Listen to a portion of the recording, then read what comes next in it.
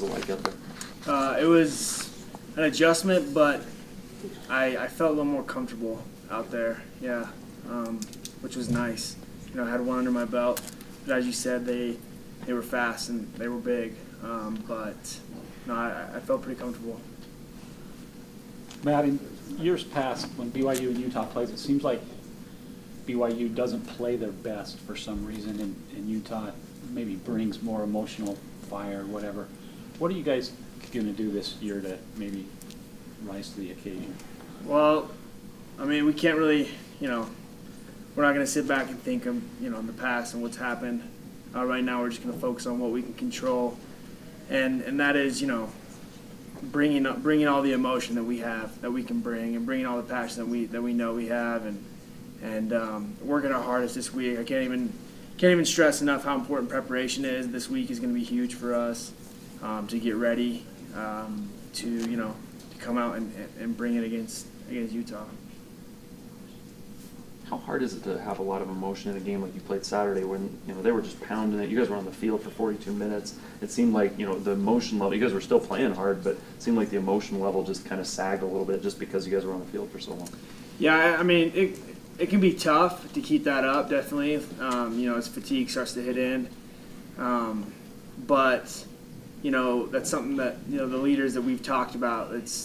Even if we're tired, it's no excuse. We got to be able to keep that up, and we got to be able to help pick everybody up around us and keep that emotion alive, because honestly, like, that emotion it helps so much more to make plays and be involved. How do you think this defense matches up against what Utah will try and do offensively? I think we match up well. Our defense is nice because we rely on speed, and I think we have speed, and we have size as well. Our strength staff has done a great job helping us get as big and as strong as we need to get, but maintain that speed. So I think our defensive scheme combined with all that, I think we're going to match up really well. How hungry is this team and this program to snap this losing streak to Utah? About as hungry as you can get. We'll put it that way. We're hungry, that's for sure. You didn't grow up around this because you're from Washington. What are your observations of this rivalry, having played in it and been around for the 4 years you've been here? It's a great rivalry. Yeah, I grew up in Washington. I got to see, the Washington State, University of Washington rivalry. I live pretty close to Pullman. So, seeing that growing up, coming down here, it's the same type of deal, if not more so here, just because, we live so close, especially. But yeah, no, it's a fun rivalry, one of the best in the nation. What element does Darren Carrington bring to their offense? Obviously, played his first game against North Dakota. What does he bring to them? I don't know. He's an athlete, so he's going to help contribute. I don't know. I haven't seen enough film on him yet, but he's a good player. Your offense has done really well in practices. It seems not to translate in the games. What have you seen in practices that give you encouragement that they are a big play offense? We have the athletes. We have the athletes that can make the plays and that can do their job, and we know that. We're confident in them. They're confident in themselves. It's first two games.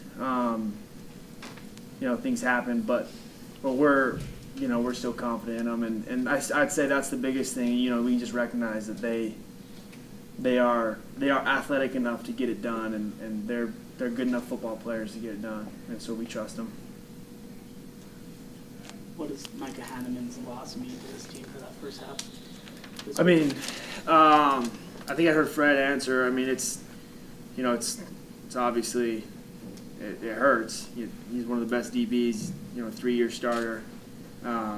He's one of our guys, but we've talked a long time about the depth that we have at safety, and so we feel confident about the guys that can come in and help out and get the job done. And when the second half comes around, Micah's in.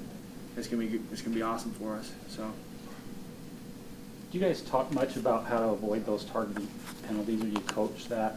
How much do the coaches emphasize that? I mean, they definitely, yeah. I mean, they emphasize it a lot. You know, hitting with your face mask, keeping your head up. It's hard. You know, I saw the play. You know, it was.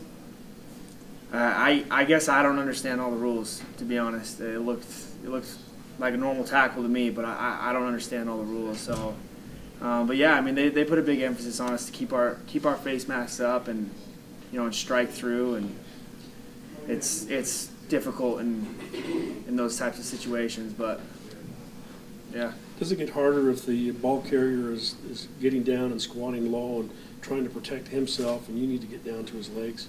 That's the hardest thing, right? Is when you're already coming down to hit him from the waist or lower, and simultaneously he's dropping down, and but still we got to work hard, I guess, on keeping our face masks up and, you know, not letting it drop down at all.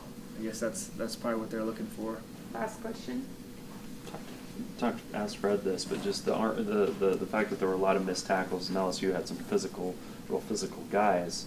What's the reason for that, and how do you address it? Because it just seemed like there were opportunities for guys to make plays on defense that weren't able to get guys to the ground. How do we address it? I would just say that, you know, we just need to focus more on it.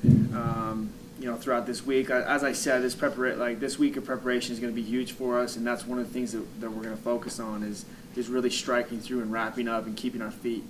I think me in particular, I had a couple missed tackles where I just left my feet too soon, and you know, instead of doing that, when you strike and you wrap up, you got to keep driving through, and that's what we need to focus on this week.